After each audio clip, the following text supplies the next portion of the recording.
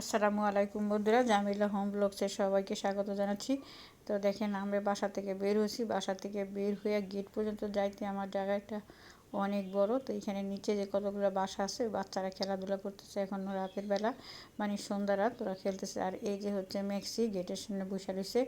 কে অপরিচিত লোক আসবে, খেউ খাইবে। তো 2 মেয়ে সহকারে বের হয়েছি।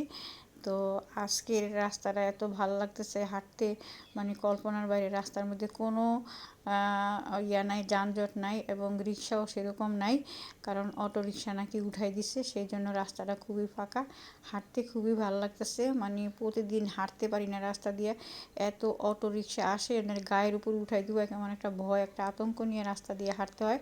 কিন্তু আজকে ইজিলি ফ্রিভাবে হাঁটতেছি। আর এই জায়গাটা দেখেন, এই জায়গায় তো দুনিয়ার গ্যাঞ্জাম থাকে, লেগুনা, অটো রিক্সা, হুন্ডা, এত পরিমাণ গ্যাঞ্জাম থাকে। এই জায়গাটা কল্পনার বাইরে। কিন্তু আজকে ভালো, আজকে আমরা নিরিবিলি হাঁটতেছি।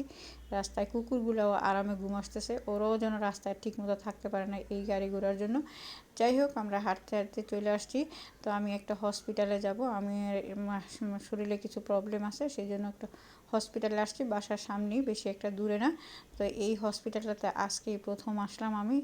তো যাই হোক, ভিতরে ঢুকতেছি আমরা। এটা হচ্ছে সামনের রুমটা, যেখানে আয়সা মানুষে মানে খোঁজখবর নেয়। তো দেখেন, সিঁড়ি দিয়ে আমরা দোতলায় যাইতেছি। আমি যেই ডাক্তারের কাছে যাব, সেই ডাক্তার দোতলায় থাকে। তো আমরা সিঁড়ি দিয়ে উঠতেছি, আমরা তিনজনই যাচ্ছি। তো এইখানে সিঁড়ি দিয়ে উঠতে উঠতে আমার নজরে পড়লো একটা জিনিস, যে এই সিঁড়ির সামনের মধ্যে একটা জিনিস ভালো করছে, সব ডাক্তারদের পরিচয় এখানে দিয়ে দিছে। কোন ডাক্তার কী পাস, কোন ডাক্তার কোথায় বসে, কোন ডাক্তারের কী নাম, সব ডাক্তারদের পরিচয় এখানে আছে। তো এইখান থেকে পরিচয় জেনে নেওয়া যাবে আপনি কার কাছে যাইতেছেন বা কোন ডাক্তারকে দেখাবেন। এই জিনিসটা ভালো লাগলো আমার কাছে, সব হসপিটালেই আছে। তো এটা একদম সিঁড়ির সামনে। তো যাই হোক, আমরা ভিতরে ঢুকছি, ভিতরে ঢুকে বসে আছি ডাক্তার দেখানোর জন্য। তো ডাক্তার রুগী দেখতেছে। তো আমার সিরিয়াল হচ্ছে 13 নম্বর। তো আমরা অপেক্ষা করতেছি।